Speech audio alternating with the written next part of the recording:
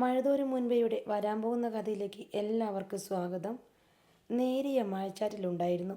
കാറിൽ നിന്ന് ഇറങ്ങി വരാൻ അലീന നിർബന്ധിച്ചപ്പോൾ ഷെറിൻ വിസമ്മതിച്ചു. ഞാൻ ഇവിടെ ഇരുന്നോളാം, നിങ്ങൾ പോയി കണ്ടിട്ട് പെട്ടെന്ന് വന്നാൽ മതി.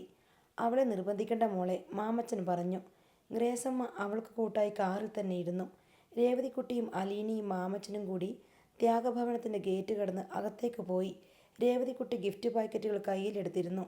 അതെന്താ അലീന ചേച്ചി, ഷെറിൻ ചേച്ചി നമ്മുടെ കൂടെ വരുന്നില്ലെന്ന് പറഞ്ഞത്? രേവതിക്കുട്ടി സ്വരം താഴ്ത്തി ചോദിച്ചു. പൊങ്ങുമൂട്ടിലെ ഓർഫനേജിലായിരുന്നല്ലോ റാണി ആൻറ്റിയുടെ മോള്.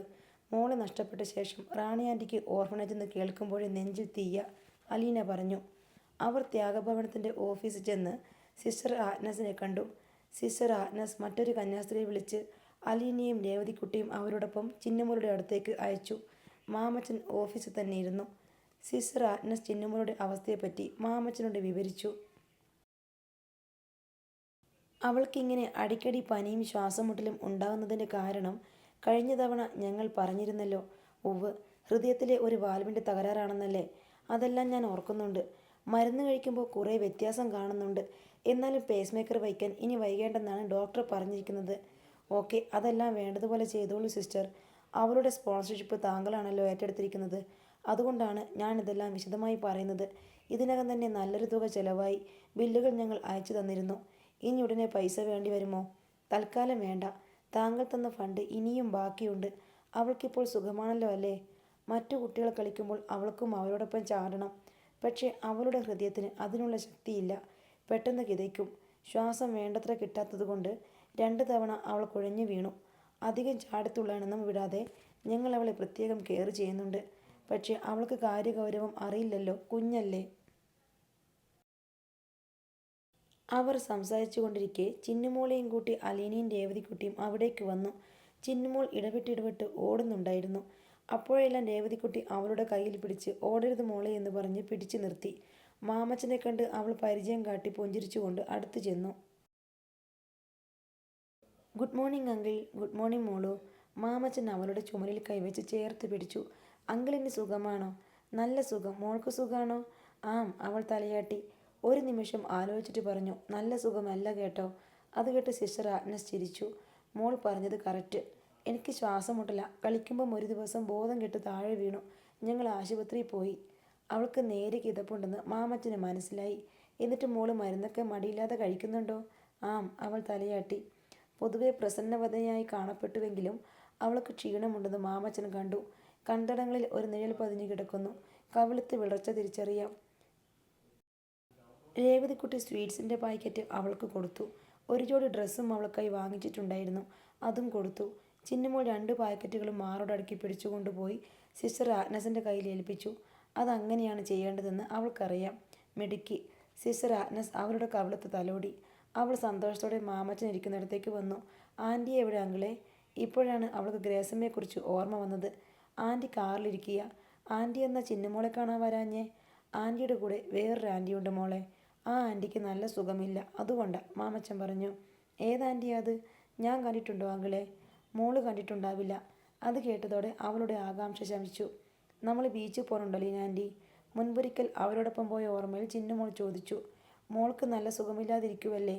മോള് മരുന്നെല്ലാം കഴിച്ച് അസുഖമൊക്കെ മാറി മിടുക്കിയായി കഴിയുമ്പം നമുക്ക് ബീച്ചിൽ പോകാം കേട്ടോ, അലീന അവളെ സാന്ത്വനിപ്പിച്ചു. ഇനി മോള് വാ, ക്ലാസ്സിൽ കയറണ്ടേ? മറ്റേ കന്യാസ്ത്രീ വിളിച്ചു. എനിക്ക് കാറിനടുത്ത് പോകണം. വേണ്ട മോളു, മഴ പെയ്യുന്നുണ്ടല്ലോ. മഴ നനഞ്ഞാൽ പനി പിടിക്കും, ചിന്നുമോൾ പൂരിപ്പിച്ചു. അതുകൊണ്ടല്ലേ പറഞ്ഞത്. ലീനാൻറ്റി, ഇത്തിരി നേരം കൂടി ഇവിടെ ഇരിക്കണേ, ചിന്നുമോൾ കെഞ്ചി. രേവതിക്കുട്ടിയും അലീനയും അവളോട് സംസാരിച്ചുകൊണ്ട് 10 മിനിറ്റ് നേരം കൂടി അവിടെ ഇരുന്നു. ഒടുവിൽ കന്യാസ്ത്രീ അവളെ ക്ലാസ് റൂമിൽ കൊണ്ടുപോകാൻ ഭാവിച്ചു. ഇനി എന്നാ ചിന്നുമോളെ കാണാൻ വരുന്നേ? അവൾ രേവതിക്കുട്ടിയും അലീനയും മാറി മാറി നോക്കി. കുറച്ചു ദിവസം കഴിയുമ്പം അലീന പറഞ്ഞു. ചുമ്മാ, അവൾ ചിണുങ്ങി. ചുമ്മാ നല്ലട ചക്കരെ, ഇനിയും വരും ഞങ്ങൾ. അപ്പോഴേക്കും മോൾക്ക് സുഖമാകും. നമ്മൾ കടപ്പുറത്ത് പോകും, ടൗണിൽ പോയി സിനിമ കാണും, അങ്ങനെ ദിവസം മുഴുവൻ. ആ ദിവസം ഇങ്ങടുത്ത് വന്നിട്ടെന്ന പോലെ ചിന്നുമോളുടെ കണ്ണുകൾ പ്രകാശിച്ചു. മോള് ക്ലാസ്സിലേക്ക് പോയിക്കോ.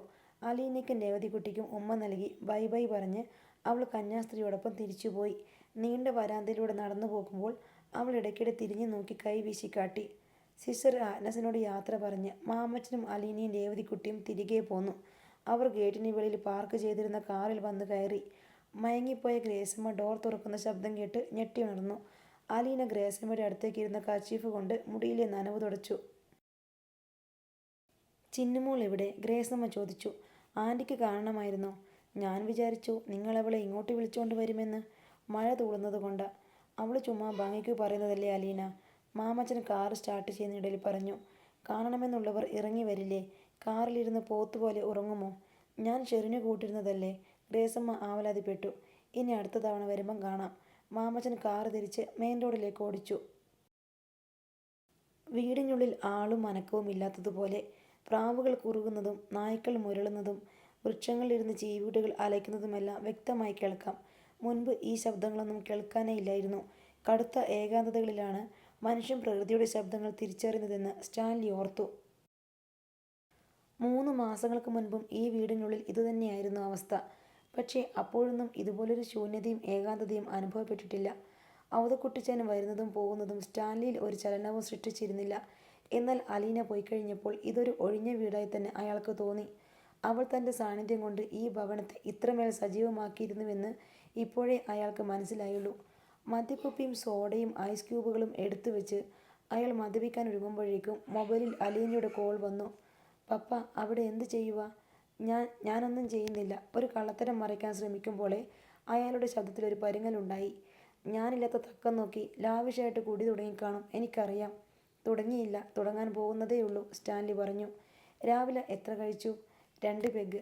കഴിക്കാത്തൊരു പെഗിൻ്റെ പൈസ നിന്റെ പെട്ടിലിട്ടിട്ടുണ്ട്. ഇപ്പം എത്ര കഴിക്കാനാ പ്ലാൻ? 1 ഞാൻ കുറച്ചേക്കാം. 1 പെഗേ കുടിക്കാവൂ. 2. പ്ലീസ് പപ്പ, 1 മതി. നിങ്ങൾ എവിടെ എത്തി? കരുനാഗപ്പള്ളി കഴിഞ്ഞു. പപ്പ മറ്റേ ഫോൺ നമ്പർ കണ്ടുപിടിച്ചോ? ഓ, ഞാനത് മറന്നുപോയി. പപ്പ പ്ലീസ് ഉപേക്ഷ വിചാരിക്കല്ലേ. ഇല്ല. പപ്പ വല്ലതും കഴിച്ചോ?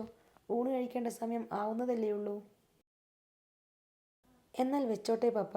ശരി. ഫോൺ വെച്ചിട്ട് സ്റ്റാൻലി അളവ് കൃത്യം നോക്കി 1.5 പെഗ് ഒഴിച്ചു.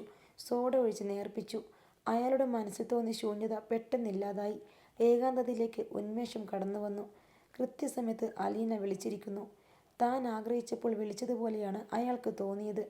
ആൻ്റപ്പനെ വിളിച്ചു ഊണ് വിളമ്പാൻ പറഞ്ഞേൽപ്പിച്ച ശേഷം സ്റ്റാൻലി ടെലിഫോൺ ഡയറക്ടറി എടുത്ത് മേരിക്കുട്ടിയുടെ കോൺവെൻറ്റ് സമീപ പ്രദേശങ്ങളിൽ എവിടെയെങ്കിലും ഉണ്ടോ എന്ന് തിരഞ്ഞു. കാണാഞ്ഞ് അയാൾ അച്ഛന്മാരും കന്യാസ്ത്രീകളുമുള്ള കുടുംബത്തിലെ ചില സുഹൃത്തുക്കളെ വിളിച്ച് അതേപ്പറ്റി അന്വേഷിക്കാൻ ഏൽപ്പിച്ചു. ഊണ് കഴിഞ്ഞ് എഴുന്നേൽക്കുമ്പോഴേക്കും മറുപടി കിട്ടി. ചങ്ങനാശ്ശേരിയിൽ ഒരു കോൺവെൻ്റ് ഉണ്ട്. റെയിൽവേ സ്റ്റേഷൻ അടുത്താണത്. ഫോൺ നമ്പർ അറിയില്ല. ഫോൺ ചെയ്ത് ചോദിക്കുന്നതിനേക്കാൾ നേരിട്ട് അന്വേഷിക്കുന്നതാണ് കൂടുതൽ വിവരങ്ങൾ കിട്ടാൻ സഹായകമെന്ന് സ്റ്റാൻലിക്ക് തോന്നി. ആൻ്റപ്പനെയും കൂട്ടി അയാൾ പുനലൂർ, അടൂർ, പന്തളം വഴി ചങ്ങനാശ്ശേരിക്ക് കാർ ഓടിച്ചു പോയി. താൻ ചോദിച്ചപ്പോൾ മേരിക്കുട്ടിയുടെ ശരിയായ ഫോൺ നമ്പർ തരാതിരുന്ന അനുജന്മാരോടുള്ള വാശിയും സ്റ്റാൻലിയുടെ യാത്രയ്ക്ക് പ്രേരകമായി. വലിയ ഇരുമ്പ് ഗേറ്റ്. നടപ്പാതയുടെ ഒരു വശത്ത് പുൽത്തകിടി, മറുവശത്ത് പൂച്ചെടികൾ. ഒരേയൊരു മാറ്റമേയുള്ളൂ. കാർപോർച്ചിനിപ്പുറം ജിജോ ബൈക്ക് വയ്ക്കാറുള്ള സ്ഥലം ശൂന്യമാണ്. ബാക്കിയെല്ലാം പഴയതുപോലെ തന്നെ. കഴിഞ്ഞ ജന്മത്തിൽ താൻ സ്ഥിരമായി സന്ദർശിച്ചിരുന്ന, തനിക്ക് ഏറ്റവും അധികം ഇഷ്ടപ്പെട്ടിരുന്ന വിശുദ്ധമായ ഒരു സ്ഥലത്തേക്ക് വീണ്ടും പ്രവേശിച്ചതുപോലെയാണ് ഷെറിന് തോന്നിയത്. സിറ്റൗട്ടിലെ ടീപ്പോയിന്മേൽ പത്രമാസികകൾ കിടപ്പുണ്ടായിരുന്നു. ഗ്രേസമ്മ താക്കോലിട്ട് വാതിൽ തുറന്നു. ഷെറിൻ്റെ കൈക്ക് പിടിച്ച് അകത്തേക്ക് കൂട്ടിക്കൊണ്ടുപോയി. ഷെറിൻ സ്മരണകളുടെ തിരശ്ശീലകൾ വകഞ്ഞു മാറ്റി ഒരു സ്വപ്നലോകത്ത് എത്തിപ്പെട്ടതുപോലെ നിശബ്ദയായിരുന്നു. തൻ്റെ മകനോടൊപ്പം അവൾ എത്രയോ തവണ ഈ വീട്ടിലേക്ക് കയറി വന്നിരിക്കുന്നു. ചില വീക്കെൻഡുകളിൽ ഇവിടെ താമസിക്കുക പോലും ഉണ്ടായിട്ടുണ്ട്. അന്ന് അവളൊരു കുസൃതിക്കാരിയായിരുന്നു. മുകളിലേക്കുള്ള കോണിപ്പടികൾ ഒരിക്കലും അവൾ നടന്നു കയറിയിട്ടില്ല. ഓടിക്കയറുകയും ചാടിയിറങ്ങുകയും മാത്രമായിരുന്നു പതിവ്. അവളുടെ സംഭാഷണത്തിന് സ്പീഡ് കൂടുതലാണെന്ന് മാമച്ചൻ പരാതി പറയുമായിരുന്നു. ഇങ്ങനെ ചടുപിടുന്നതിനെ പറഞ്ഞു തീർത്തിട്ട് നീ എങ്ങോട്ടാ ഓടാൻ നിൽക്കണേ? പറയുന്നതിൽ പാതിയും തിരിയുന്നില്ലല്ലോ. അങ്കിളിൻ്റെ ചെവിക്ക് വാക്കുകൾ സോർട്ട് ഔട്ട് ചെയ്തെടുക്കാനുള്ള ശേഷി കുറഞ്ഞു വരികയാണെന്നായിരുന്നു അവളുടെ മറുപടി. പാറി നടക്കുന്ന ഒരു പെൺകുട്ടി. എവിടെയെങ്കിലും തെന്നി വീഴുമെന്ന് തോന്നും. അവളുടെ ചുരിദാറിൻ്റെ ഷാൾ എപ്പോഴും പിന്നോട്ട് പറന്നു കിടന്നു. താഴത്തെ നിലയിൽ വെച്ച് അവളോട് എന്തെങ്കിലും ചോദിച്ചാൽ മുകളിലത്തെ നിലയിൽ നിന്നായിരിക്കും മറുപടി കിട്ടുകയെന്ന് ജോമോൻ അവളെ കളിയാക്കാറുണ്ടായിരുന്നു. ചോദ്യത്തിനും ഉത്തരത്തിനുമിടയിൽ അവൾ മുകളിലെത്തിയിരിക്കും. മാൻകുട്ടി എന്നാണ് മാമച്ചൻ കളിയാക്കി വിളിച്ചിരുന്നത്. ചടുലമായ നീക്കത്തിനിടയിൽ പെട്ടെന്ന് തലയുയർത്തി എന്തോ മറന്നതുപോലെ കാതോർത്ത് ഒരു നിമിഷം നിൽക്കും. വീണ്ടും ഓട്ടം പിടിക്കും. ജോമോനും ഷെറിനും തമ്മിൽ ചില ഒളിച്ചുകളികളൊക്കെ ഉണ്ടായിരുന്നു എന്നതും ഗ്രേസം ഇപ്പോൾ ഓർത്തു. നിമിഷ നേരം കൊണ്ട് രണ്ടുപേരും ഒരു തൂണിനപ്പുറം. അല്ലെങ്കിൽ ഒരു ഭിത്തിയുടെ തിരിവിൽ, അതുമല്ലെങ്കിൽ ഒരു ഡോർ കർട്ടൻ്റെ മറവിൽ അപ്രത്യക്ഷരാവും. 2 നിമിഷത്തിനുള്ളിൽ 2 സ്ഥലത്ത് നിന്ന് പ്രത്യക്ഷപ്പെടുകയും ചെയ്യും. എങ്കിലും രണ്ടുപേരുടെയും മുഖത്ത് കള്ളത്തരം തിരിച്ചറിയാം. ഷെറിൻ്റെ മുഖം അരുണാഭമായിരിക്കും. കണ്ണടച്ച് തുറക്കുന്നതിനിടയിൽ ഒരാലിംഗനം നടന്നിട്ടുണ്ട്, അല്ലെങ്കിൽ ഒരു ഉമ്മ കൈമാറിയിട്ടുണ്ട്. ഒരിക്കൽ ജോമോൻ്റെ മുറിക്കപ്പുറത്ത് സിറ്റൗട്ടിൽ ഒരു കാഴ്ച കണ്ടു. കാറ്റടിച്ച് ഡോർ കർട്ടൻ ഒരു വശത്തേക്ക് പാറിപ്പോയിരുന്നു. പാരപ്പറ്റിന് മീതിയുള്ള ഗ്രില്ലിൽ പിടിച്ച് ചക്രവാളം നോക്കി നിൽക്കുന്ന ഷെറിൻ. പിന്നിലൂടെ പതുങ്ങിച്ചെന്ന് അവളുടെ വയറിന് മീതെ കൈചുറ്റി കെട്ടിപ്പിടിക്കുന്ന ജോമോൻ. അവൾ ഒന്ന് ചൂളിക്കൂടി. പിന്നെ വിധേയത്വത്തോടെ അവൻ്റെ ചുമലിലേക്ക് ശിരസ് ചാരി നിന്നു. താൻ ശബ്ദമുണ്ടാക്കാതെ തിരിച്ചു പോന്നു. ആ പെൺകുട്ടിയെയാണ് ഇപ്പോൾ കാണുന്നതെന്ന് വിശ്വസിക്കാൻ പ്രയാസം. ഗ്രേസമ്മ ഷെറിനെ നോക്കി വിഷാദത്തോടെ നിന്നു. ഉറക്കത്തിൽ എഴുന്നേറ്റ് നടക്കുന്നത് പോലെ മന്ദമായ ചലനങ്ങൾ, ദുർബലമായ ശബ്ദം, ബുദ്ധിമാന്ദ്യം പിടിപെട്ടതുപോലെ ശൂന്യമായ നോട്ടം. പഴയ കുസൃതി കലർന്ന പൊട്ടിച്ചിരിക്കു പകരം ഒരു തണുത്ത ചിരിയോ മന്ദഹാസമോ വല്ലപ്പോഴും മാത്രം. വിധി ഒരു ജീവിതം ഇതുപോലെ നിർദ്ദയം നിലത്തടിച്ച് ചതച്ചു കളയുമോ? ഗ്രേസമ്മയ്ക്ക് എന്തെന്നില്ലാത്ത സങ്കടം തോന്നി. Saint Joseph convent gate. കോൺവെന്റും സ്കൂളും അടങ്ങിയ വിശാലമായ വളപ്പ്. ചെറിയൊരു കുന്നിൻ്റെ മുകളിലാണ് കോൺവെന്റ് സ്ഥിതി ചെയ്യുന്നത്. സ്റ്റാൻലി കാറിൽ നിന്നും ഇറങ്ങി. കുന്നിന് താഴെ റെയിൽവേ സ്റ്റേഷനിലേക്ക് ഒരു തീവണ്ടി വന്നു ചേരുന്നത് കാണാമായിരുന്നു. കോളിംഗ് ബെല്ലടിച്ചിട്ട് സ്റ്റാൻലി കാത്തു നിന്നു. ഏതാനും മിനിറ്റുകൾക്ക് ശേഷം സിസ്റ്റർ വന്ന് വാതിൽ തുറന്നു. എന്താണ് കാര്യമെന്ന് അന്വേഷിച്ചു. എൻ്റെ സിസ്റ്റർ മരിയ ജോസഫൈൻ സിലിഗുരിയിലെ നിങ്ങളുടെ കോൺവെന്റിലായിരുന്നു. അവിടുത്തെ ഫോൺ നമ്പർ മിസ്സായി. അതൊന്ന് കിട്ടിയാൽ വലിയ ഉപകാരം. സ്റ്റാൻലി ആഗമനോദ്ദേശം വെളിപ്പെടുത്തി. സ്റ്റാൻലിയെ കയറിയിരിക്കാൻ ക്ഷണിച്ചിട്ട് കന്യാസ്ത്രീ അകത്തേക്ക് പോയി. സന്ദർശകർക്കുള്ള ഇരിപ്പിടത്തിൽ സ്റ്റാൻലി ഇരുന്നു. അല്പം കഴിഞ്ഞപ്പോൾ മറ്റൊരു സിസ്റ്റർ വന്ന് കാര്യം തിരക്കി. സ്റ്റാൻലി തൻ്റെ ആവശ്യം ആവർത്തിച്ചു. എൻ്റെ പേര് ക്രിസ്റ്റീൻ. മരിയ ജോസഫിനെ എനിക്കറിയാം. ഞങ്ങൾ ഒന്നിച്ച് പോണ്ടിച്ചേരിയിലായിരുന്നു. സിലിഗുരിയിലെ നമ്പർ സിസ്റ്റർ ക്രിസ്റ്റീൻ നോക്കിയെടുത്തു കൊടുത്തു. എന്നിട്ട് പറഞ്ഞു, മരിയ ജോസഫിൻ നീലഗിരിയിൽ നിന്ന് മാറ്റമായോ എന്ന് ആരോ പറഞ്ഞു കേട്ടല്ലോ. എങ്ങോട്ടാണെന്നറിയാമോ? സ്റ്റാൻലി ചോദിച്ചു. അതറിയില്ല. അവിടെ മാറ്റം കിട്ടാൻ സാധ്യതയുള്ള സ്ഥലങ്ങൾ ഏതൊക്കെയാണെന്നറിയാമോ? കൽക്കട്ടയ്ക്ക് വരാം, അല്ലെങ്കിൽ ഡാർജിലിംഗ്, കാലിംഗ്, പോങ്, മാർത്താം, പാക്കിയോങ്, ഏത് വേണമെങ്കിലും ആകാം.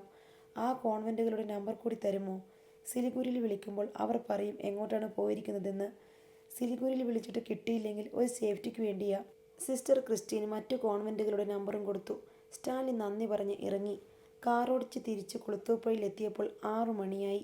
വീട്ടിനുള്ളിൽ കയറിയ ഉടൻ തന്നെ സിലിഗുരിയിലെ കോൺവെൻറ്റിലേക്ക് വിളിച്ച് മരിയ ജോസഫൈൻ അവിടെയുണ്ടോ എന്ന് അന്വേഷിച്ചു. മരിയ ജോസഫൈൻ ഇപ്പോൾ പാക്യോങ്ങിലാണെന്ന് മറുപടി കിട്ടി.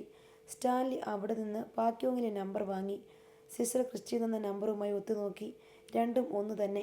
സ്റ്റാൻലി അപ്പോൾ തന്നെ പാക്യോങ്ങിലെ കോൺവെൻറ്റിലേക്ക് ഫോൺ ചെയ്ത് സിസ്റ്റർ മരിയ ജോസഫിനെ വേണമെന്ന് ആവശ്യപ്പെട്ടു. നിങ്ങൾ ആരാണ്? മറുവശത്തു നിന്നും ചോദ്യം വന്നു. മരിയ ജോസഫിൻ്റെ ബ്രദറാണ്. ഇപ്പോൾ പ്രേയറിൻ്റെ സമയമാണ്. 7 മണിക്ക് വിളിക്കൂ. സ്റ്റാൻലി ഫോൺ വെച്ചിട്ട് ആൻ്റപ്പനെ വിളിച്ച് മദ്യവും സോഡയും ഐസും എടുത്തു വയ്ക്കാൻ നിർദ്ദേശിച്ചു. അതിനുശേഷം പോയി കുളിച്ച് വേഷം മാറി വന്നു. 2 പെഗ് കഴിച്ചപ്പോൾ ഒരു മൂടായി. കൃത്യം 7 മണിക്ക് തന്നെ സ്റ്റാൻലി പാക്യോങ് കോൺവെൻറ്റിലേക്ക് ഡയൽ ചെയ്തു. ആദ്യം ഫോണെടുത്ത കന്യാസ്ത്രീ ആരാണ് വിളിക്കുന്നത്, എന്താണ് കാര്യം എന്നെല്ലാം ചോദിച്ച ശേഷം ഫോൺ മരിയ ജോസഫിന് കൈമാറി. ഹലോ. വളരെ അകലെ നിന്നോണം അവ്യക്തമായി ഒരു ശബ്ദം. മേരിക്കുട്ടി ആനോടി? സ്റ്റാൻലി ചോദിച്ചു. അതെ. കുഞ്ഞാഞ്ഞയാണോ? നിന്റെ നമ്പർ തപ്പിയെടുക്കാൻ എവിടെല്ലാം ചെന്ന് അന്വേഷിക്കണം? എൻ്റെ നമ്പർ ആവശ്യമുള്ളവർ അതെല്ലാം നേരത്തെ ചോദിച്ചന്വേഷിച്ചറിഞ്ഞു വയ്ക്കും. കുഞ്ഞാഞ്ഞ ഇന്നേ വരെ ഒരു തവണയെങ്കിലും എന്നെ വിളിച്ചിട്ടുണ്ടോ? ഞാൻ വീട്ടിൽ വന്നാൽ കാണാൻ പോലും വരാത്തയാളല്ലേ. നിന്റെ നമ്പർ അറിയാവുന്നത് എൻ്റെ അനുജന്മാർക്കല്ലേ. അവരോട് ചോദിച്ചപ്പോൾ ഒരു കള്ള നമ്പറാണ് അവർ എനിക്ക് തന്നത്. അവർക്ക് തെറ്റിപ്പോയതായിരിക്കും. ഞാനിപ്പോൾ നിന്നെ വിളിച്ചത് ക്ഷേമം അന്വേഷിക്കാനോ വിശേഷം വിളമ്പാനോ അല്ല. റാണിയുടെ 6 വയസ്സുള്ള ഒരു മകളെ നിന്റെ അടുത്ത് വളർത്താൻ ഏൽപ്പിച്ചിട്ടുണ്ടെന്ന് ഔസേപ്പച്ചൻ എന്നോട് പറഞ്ഞു. എവിടെയാ കുട്ടി? ആരേൽപ്പിച്ച് വളർത്താൻ? കുഞ്ഞാഞ്ഞ എന്നെ ഏൽപ്പിച്ചിട്ടൊന്നുമില്ലല്ലോ. ഞാനല്ല, നിന്റെ അപ്പൻ. പിന്നെ നിന്റെ ഇളയ ആങ്ങളമാരും കൂടി ചേർന്ന് ഗൂഢാലോചന നടത്തി ഏൽപ്പിച്ച കുഞ്ഞിൻ്റെ കാര്യമാണ് ഞാൻ ചോദിക്കുന്നത്. അവരെ ഏൽപ്പിച്ചെങ്കിൽ ഞാൻ അവർ ചോദിക്കുമ്പോൾ മറുപടി പറഞ്ഞോളാം. അത് പോരല്ലോ മേരിക്കുട്ടി. എന്നോട് നീ ഉത്തരം പറയണം. റാണി ചോദിക്കുമ്പോഴും നീ കടുകിടെ തെറ്റാതെ അവൾക്ക് മറുപടി കൊടുക്കണം. മറുവശത്ത് നിന്ന് ശബ്ദം വരാൻ അല്പസമയമെടുത്തു. ആ കുട്ടി ഇപ്പോൾ ജീവിച്ചിരിപ്പില്ല. അപ്പച്ചന് സമ്മതിച്ചല്ലോ ജീവനോടെ ഉണ്ടെന്ന്. അപ്പച്ചന് സത്യം അറിയില്ലല്ലോ. എങ്കിൽ ആ മരണ സർട്ടിഫിക്കറ്റ് നീ ഹാജരാക്കേണ്ടി വരും. എൻ്റെ മുൻപിലല്ല, കോടതിയിൽ. സ്റ്റാൻലിയുടെ സ്വരത്തിൽ ഭീഷണി കളർന്നു. ഇത്രയുമാണ് ഇന്നത്തെ കഥ. അടുത്ത ഭാഗവുമായി വീണ്ടും വരാം. ബൈ.